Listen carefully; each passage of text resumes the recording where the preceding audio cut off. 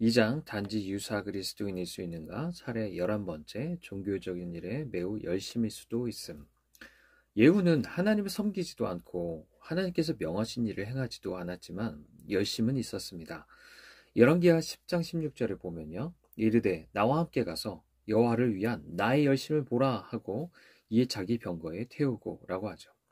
그러나 이 모든 것에도 불구하고 예후는 위선자일 뿐이었습니다. 요아스는 여호야다 시대의 위대한 개혁자였는데요. 열왕기하 12장 2절에 보면 요아스는 제사장 여호야다가 그를 교훈하는 모든 날 동안에는 여호와 보시기에 정직히 행하였으되 라고 하죠. 그러나 여호야다가 죽자 하나님을 위한 요아스의 열심도 그와 함께 죽었고 그는 비참한 사람이 되고 말았습니다. 반론. 그러나 사도는 열심히 정상적인 기독교의 표지라고 하지 않았습니까? 사도 바울은 좋은 일에 대하여 열심으로 사모함을 받음은 내가 너희를 대하였을 때뿐 아니라 언제든지 좋으니라 라고 했죠. 더구나 열심은 영생을 얻는데 둘도 없는 방법인 것 같습니다. 복음서에서도 세례 요한의 채 때부터 지금까지 천국은 침노를 당하나니 침노하는 자는 빼앗느니라 라고 했죠. 응답. 좋은 열심, 영혼을 높이 들어올려 하나님께 받아들여지게 하는 열심, 천국과 구원을 결코 놓치지 않는 열심이 있다는 건 사실입니다. 이는 하늘의 불로 타오르는 열심이죠. 하나님과 그리스도를 향한 정서의 참된 성질이며 열기입니다. 하나님의 성령께서 역사하시고 불을 붙이신 열심이죠. 그건 하나님께서 말씀으로 그 목적과 대상을 그리고 수단과 방법을 인도하시고 지시하신 열심입니다. 죄를 저지하고 천국의 삶으로 나아가게 하는 열심입니다. 하나님의 영광이 주요 목적이 돼서 모든 2차적인 목적을 삼키는 열심이죠. 요한복음 2장 17절 주의 전을 사모하는 열심이 나를 삼키리라. 그러나 모든 열심이 이런 열심은 아닙니다. 참된 열심뿐 아니라 거짓된 열심도 있기 때문입니다. 모든 은혜는 다 모조품이 있죠. 제단에는 참된 하늘의 불이 있는 것처럼 이상한 불도 있습니다. 나답과 아비후는 하나님의 제단에 이상한 불을 드렸죠. 참되고 정상적인 열심이 아닌 거짓되고 위조된 열심이 있습니다. 자, 우리 함께 8가지 예를 들어보겠습니다. 첫 번째, 지식이 없는 맹목적인 열심입니다. 사도 바울은 그들이 하나님께 열심히 쓰나 라고 말한 다음 그러나 지식을 따른 것이 아니니라 라고 증거하죠. 열심 없는 지식이 열매 없는 것처럼 지식 없는 열심도 위험합니다. 그건 바보의 손에 들린 불과 같기 때문이죠. 또는 사람에게 귀신이 들린 것 같아서 때로는 불에도 내던져지고 물에도 빠뜨려집니다. 눈은 몸의 등불이고 지식은 영혼의 등불입니다. 그러므로 몸이 눈이라는 등불이 없이는 넘어지지 않고 갈 수 없는 것처럼 영혼 역시 지성이라는 등불 없이는 실수할 수밖에 없습니다. 지식이 없는 등불은 어두운 밤에 도깨비불 같아서 여행자로 하여금 길을 잃게 만들어 늪이나 수렁에 빠지게 하죠. 바로 이게 바울이 바리새인이었을 때 가졌던 열심입니다. 사도행전 22장 3절 4절 나는 유대인으로 길리기아 다소에서 났고 이 성에서 자라 가말리엘의 문화에서 우리 조상들의 율법에 엄한 교훈을 받았고 오늘 너희 모든 사람처럼 하나님께 대하여 열심 있는 자라. 내가 이 돌을 박해하여 사람을 죽이기까지 하고 남녀를 결박하여 옥에 넘겼으니. 사도행전 26장 9절 나도 나사렛 예수의 이름을 대적하여 많은 일을 행하여야 될 줄 스스로 생각하고 빌립보서 3장 6절 열심으로 교회를 박해하고 율법의 의로는 흠이 없는 자라. 그런 열심은 요한복음에 나타난 열심입니다. 요한복음 16장 2절에 보면 사람들이 너희를 출교할 뿐 아니라 때가 이르면 모른 너희를 죽이는 자가 생각하기를 이것이 하나님을 섬기는 일이라 하리라 라고 했습니다. 이것은 큰 열심입니다. 그러나 맹목적인 열심입니다. 하나님은 이런 열심을 혐오하시죠. 두 번째, 편향적인 열심입니다. 편향적인 열심은 한편으로 불처럼 뜨겁지만 다른 한편으로는 얼음처럼 차갑습니다. 어떤 일은 열심을 내지만 다른 일에는 부주의하죠. 많은 사람들은 계명의 첫 번째 면에 주의하는 그리스도인입니다. 즉 그들은 첫 번째 면의 의무들을 열심히 행합니다. 그러나 두 번째 면은 소홀히 여기죠. 이와 같이 바리새인들은 고르반을 행하는 데는 열심이었지만 자신의 부모에게는 부당하게 행했으며 굶어 죽게 했습니다. 또 다른 사람들은 두 번째 면에 집중합니다. 즉 그들은 두 번째 면의 의무들을 열심히 행하죠. 그러나 첫 번째 면은 소홀히 여깁니다. 하나님께 대하여 거룩하기보다는 사람들에게 인정받기를 바라죠. 그러나 신앙이 첫 번째 면만으로 끝나거나 두 번째 면만으로 시작하는 사람은 그 신앙 고백에 있어서 어리석은 자입니다. 왜냐하면 그는 그리스도인이 되담한 사람이기 때문이죠. 어린 아기를 반으로 나누기를 바라는 여자는 진짜 어머니가 아니었습니다. 마찬가지로 계명을 나누는 사람은 참신자가 아닙니다. 예후는 아합의 집을 반대하는 데는 열심이었지만 여로보암의 악행을 반대하는 데는 그렇지 않았습니다. 많은 사람들이 소신으로는 죄를 반대합니다. 그러나 행실로는 죄를 대항하는데 전혀 열심을 내지 않습니다. 우리의 몸 전체에서 땀이 나는 것이 건강의 표시라는 것을 압니다. 그러나 몸의 특정한 일부에서만 땀이 나는 건 몸에 이상이 있음을 보여주는 거죠. 의사는 그런 열을 병의 징후라고 판단합니다. 이와 같이 열심히 하나님의 모든 계명을 똑같이 미친다면 그것은 영혼이 건강한 상태라는 표시입니다. 그러나 열심히 부분적이라면, 즉 어떤 쪽에는 뜨겁지만 다른 쪽에는 차갑다면 그건 내적으로 영적인 이상이 있음을 알려주는 징후입니다. 세 번째, 잘못 놓인 열심. 잘못 놓인 열심은요, 부적절하고 불균형한 대상에 고정된 열심입니다. 많은 사람들은 가치가 없는 사소한 일에 열심을 내면서 가장 필요한 일들을 사소하게 여기죠. 마치 바리새인처럼 말입니다. 바리새인들은 박하와 회향과 근처의 11조를 근실하게 드립니다. 그러나 율법에 더 중한 바 정의와 긍휼과 믿음은 무시하죠. 그들은 다른 것은 매우 열심을 낼지라도 이런 것에는 열심이 없습니다. 많은 사람들은 신앙의 본질보다 의식에 더 열심을 냅니다. 예수 그리스도의 삶을 담기보다는 예수 그리스도의 이름에 절하는 데 열심이고요. 거룩한 삶보다는 거룩한 제의 열심이고 그리스도의 법령보다는 사람의 고안물에 더욱 열심을 냅니다. 이는 미신적인 열심으로 은혜가 역사한 적이 없는 회심하지 못한 사람들 가운데서 발견됩니다. 이방인들이 그러한 사람들을 송사하여 심판 때에 일어나겠죠. 바울이 자기 조상의 전통에 대하여 그토록 열심히 있었던 때는 언제입니까? 바울이 말했듯 가련하고 회심하지 못했을 때가 아닙니까? 갈라디아서 1장 15절 16절 나를 특정하시고 그의 은혜로 나를 부르시니가 그의 아들을 이방이 전하기 위하여 그를 내 속에 나타내시기를 기뻐하셨을 때 내가 곧 혈육과 의논하지 아니하고. 네 번째, 이기적인 열심입니다. 이기적인 열심은 그 동기가 자기 자신을 목적으로 하는 거죠. 예후는 열심히 썼습니다. 그러나 그건 하나님을 위한 것이라기보다는 왕국을 위한 거였습니다.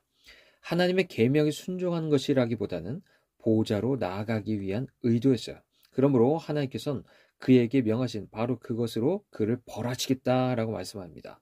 호세아 1장 4절 말씀. 그의 이름을 이스라엘이라 하라. 조금 후에 내가 이스라엘의 피를 예후의 집에 갚으며 이스라엘의 족속의 나라를 폐할 것임이니라. 왜냐하면 예후는 하나님의 명령을 순종하기 위해서가 아니라 자기의 정욕을 만족시키기 위해서 피를 흘렸기 때문입니다. 이와 같이 할례를 향한 큰 열심이 있었던 것 같았던 시므온과 레위는 하나님께서 정하신 의식을 존중하는 데 매우 열심히 있는 것처럼 보입니다. 하지만 그들의 열심은 탐욕이었고 세겜 사람들이 향한 복수였죠. 다섯 번째, 외적인 열심. 외적인 열심은 바리새인과 서기관의 열심입니다. 그들은 씻지 않은 손으로는 음식을 먹지 않았습니다. 그러나 보이지 않는 죄 속에서 살고 있었죠. 그들은 그릇은 자주 씻으려고 했지만 마음은 씻지 않았습니다. 겉은 예쁘게 색칠을 하지만 속은 무시한 거죠. 예후는 겉으로는 강력한 개혁자였습니다. 그러나 속으로는 아무것도 개혁하지는 않았죠. 왜냐하면 그의 모든 행동의 배후에는 비열한 마음이 있었기 때문입니다. 열왕기하 10장 31절 그러나 예후가 전심으로 이스라엘 하나님 여호와의 율법을 지켜 행하지 아니하며 여로보암이 이스라엘에게 범하게 한 그 죄에서 떠나지 아니하였더라. 겉은 양털과 같지만 속은 부패한 겁니다. 우리 주님 그리스도께서는 바리새인들을 살피셨습니다.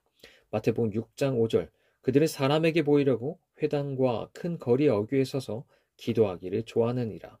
그들은 금식을 합니다. 그러나 주님께서는 그 속을 아시죠. 마태복음 6장 16절. 그들은 금식하는 것을 사람에게 보이려고 얼굴을 흉하게 하느니라. 여섯 번째, 자기중심적인 열심입니다.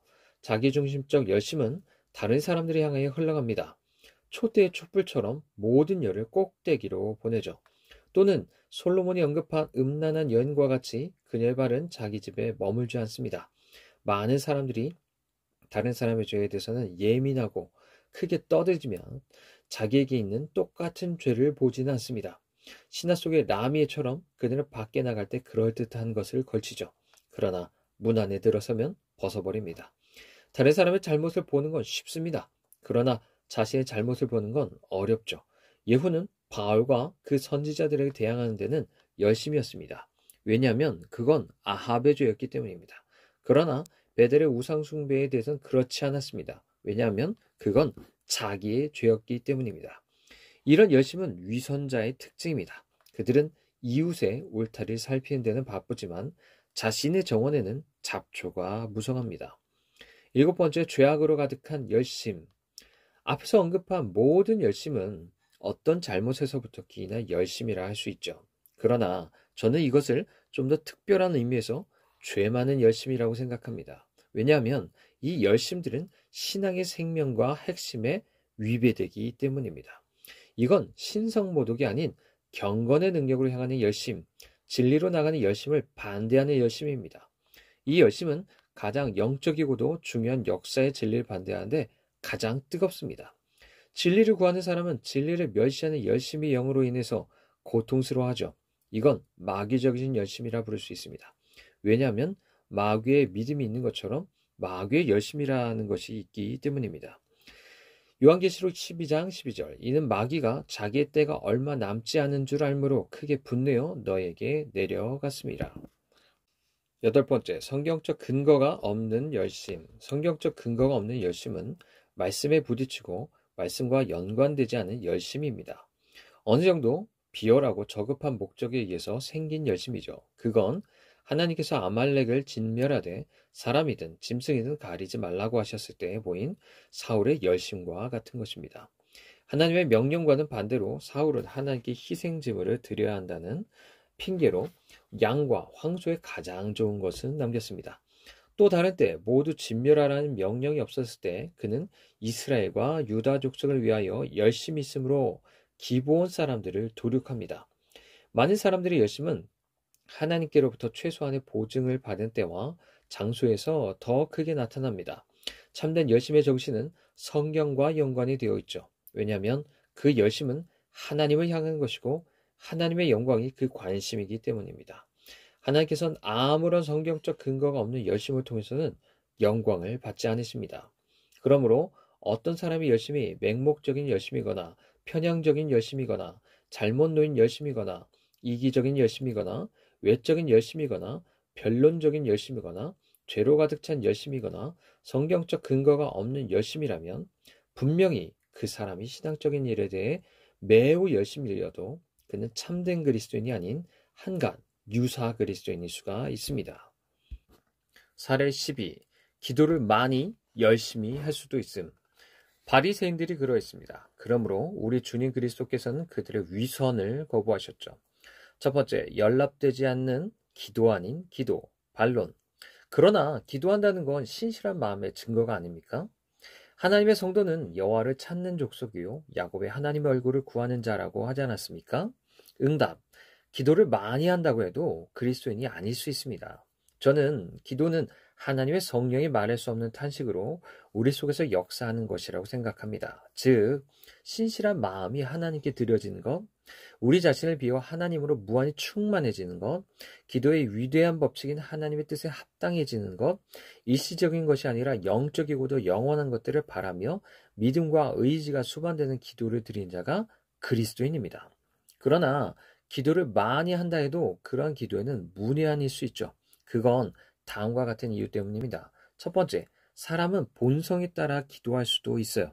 왜냐하면 기도는 본성적인 예배의 한 부분이기 때문입니다. 하나님의 자녀도 본성에 따라 기도할 수도 있습니다. 그리스도께서는 이렇게 기도하셨죠. 마태복음 26장 39절 얼굴을 땅에 대시고 엎드려 기도하여 이르시되 내 아버지여 만일 할만하시거든 이 잔을 내게서 지나가게 하옵소서. 그러나 나의 원대로 마시옵고 아버지의 원대로 하옵소서. 이것은 자신이 보호받기를 구하는 본성과의 무죄한 투쟁에서 흘러나오는 그리스도의 기도입니다. 두 번째, 어떤 죄를 숨기기 위하여 가식으로 기도할 수도 있습니다. 독실한 바리새인들은 그렇게 기도했죠. 마태복음 23장 14절 화있을진저 외식하는 서기관과 바리새인들이여 너희는 과부의 집을 삼키고도 이를 숨기고 오래 기도하는도다. 그러므로 더 큰 저주를 받으리라. 교황주의자들은 부자의 영혼이 연옥 밖으로 나오기를 기도할 만큼 경건하게 보입니다. 그러나 이는 제사를 빼앗기 위해 그 재산 상속자의 부친을 위해 기도하는 채 하는 것이죠. 셋째, 기도를 하면서도 여전히 죄를 사랑할 수 있습니다. 마치 회개하기 전에 오스틴과 같은데요. 그는 죄를 대항하여 기도하였지만 하나님께서 그 기도를 들으시고 그의 말을 그대로 믿을까 봐 두려워하였습니다. 하나님께서는 그러한 기도를 듣지 않으십니다. 시편 66편 18절 내가 나의 마음에 죄악을 품었더라면 주께서 듣지 아니하시리라. 네 번째, 일시적인 것을 위해서는 많이 기도하지만 영적인 것을 위해서는 거의 기도하지 않을 수도 있죠. 많은 사람들이 일시적인 것을 구합니다. 그들은 그것을 위해 간절히 부르짖죠. 여호와여 주의 얼굴을 들어 우리에게 비추소서라고 기도하기보다는 우리에게 선을 보일 자 누구뇨라고 기도합니다.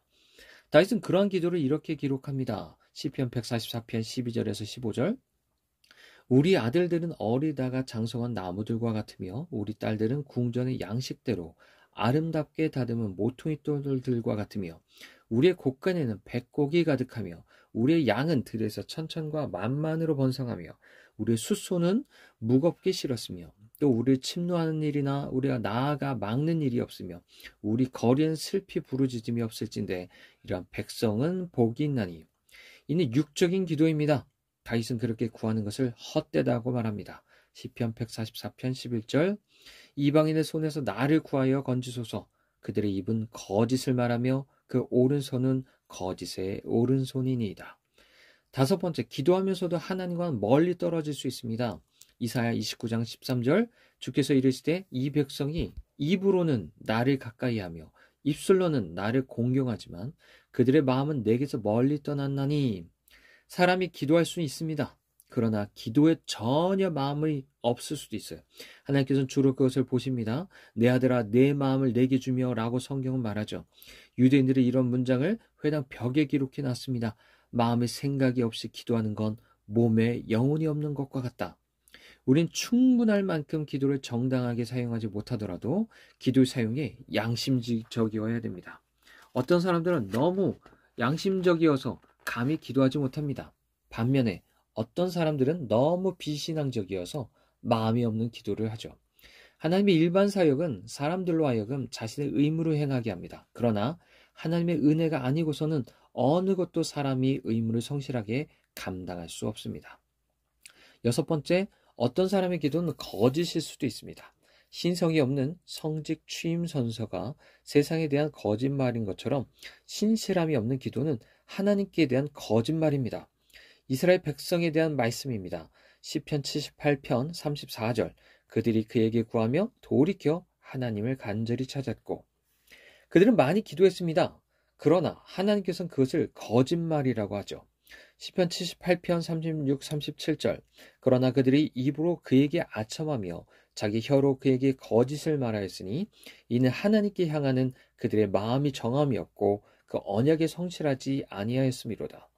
다윗은 이렇게 기도합니다. 시편 17편 1절 여호와여 의의 호소를 들으소서 나의 울부짖음에 주의하소서 거짓되지 아니한 입술에서 나오는 나의 기도에 귀를 기울이소서.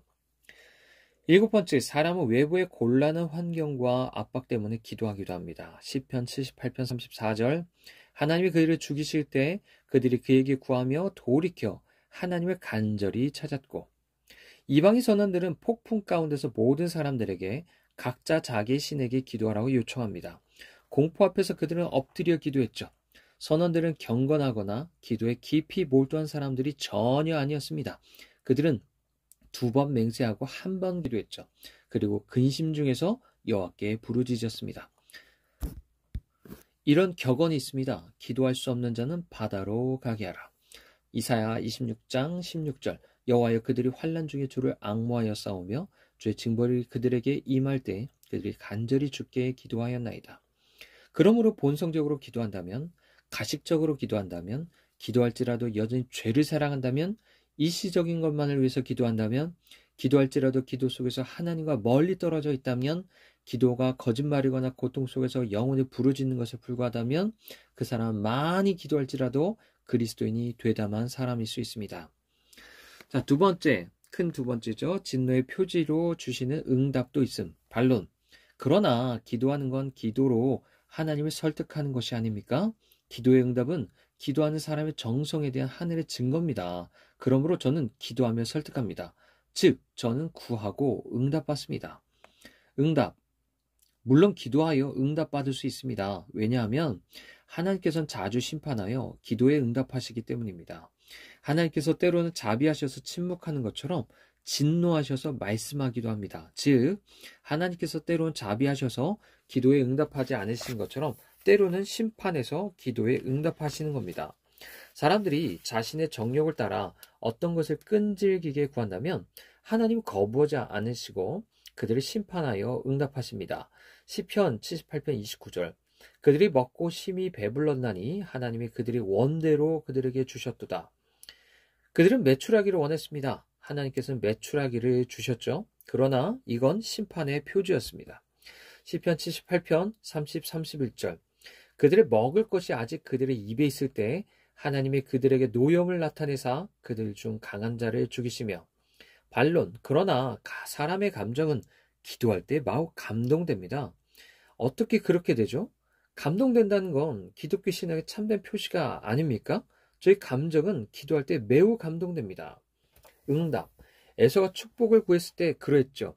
히브리서 12장 17절 그가 그 후에 축복을 기업으로 이어받으려고 눈물을 흘리며 구하되 사람은 어떤 일을 할 때 좋은 생각이 머리에 떠오를 수도 있고요. 좋은 말이 입에서 나올 수 있는 것처럼 자기 자신이 한 일에 감동을 받을 수 있습니다. 어떤 좋은 생각이 그의 마음을 움직일 수도 있고요.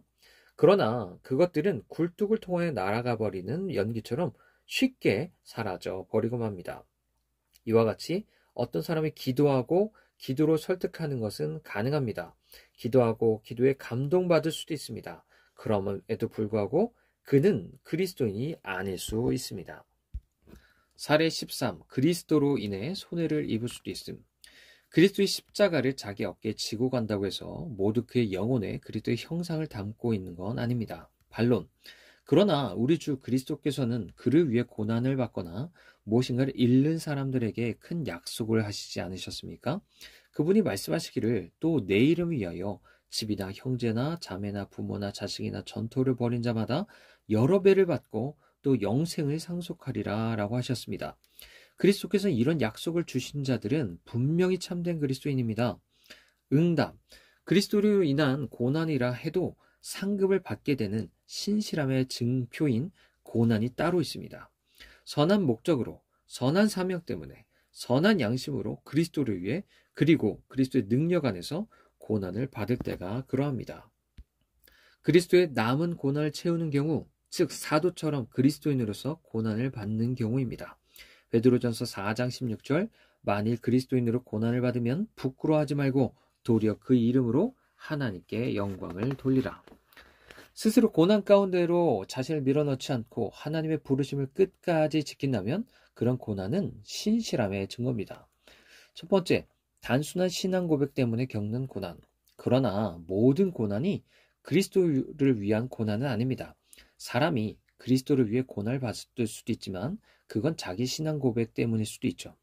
세상은 신앙을 드러내는 것을 미워하기 때문에 그리스도로 옷 입는 것도 값을 치러야 할 때가 있습니다. 구리세공업자 알렉산더는 복음을 위해서 자신의 생명을 잃을 뻔했습니다. 그러나 나중에 믿음의 파선으로 바울의 사역에 크게 반대했던 사람이 바로 그 알렉산더였습니다. 두 번째, 잘못된 원리로 인한 고난. 그리스도에 대한 참된 사랑이 없으면서도 그리스도를 위해 고난을 받을 수도 있습니다. 이는 다음 구절에서 유추할 수 있는데요. 고린도전서 13장 3절 내 몸을 불살하게 내줄지라도 사랑이 없으면 내게 아무 유익이 없느니라. 그리스도를 향한 사랑은 고난의 유일하고도 고상한 근거입니다. 그러나 사람들은 다른 여러 목적으로 고난을 받을 수 있습니다. 예를 들어 교황주의자들처럼 고난을 받음으로써 성급을 받는다고 생각할 수도 있고요.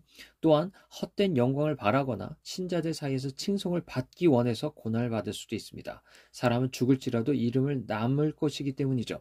또한 로마교의 결심 또는 정신의 완고함 때문일 수도 있고, 그리스도와 가까워짐으로 이익을 취할 상황을 유리하게 만들기 위해 유다가 그리스도를 위해 모든 것을 버린 것처럼 유익을 도모할 수도 있습니다. 마지막으로 복음을 전파하기 위해서라기보다는 어떤 주장을 고집하기 위해서입니다. 소크라테스는 단지 하나님이 계신다고 주장하다가 죽었습니다. 그러나 그가 하나님 때문이 아니라 자기 주장 때문에 죽었다고 단정하는 건 그리 어려운 문제가 아니라고 생각합니다. 이와 같이 사람은 그리스도를 고백하기 때문에 고난을 받더라도 잘못된 원리로 고난받을 수도 있습니다.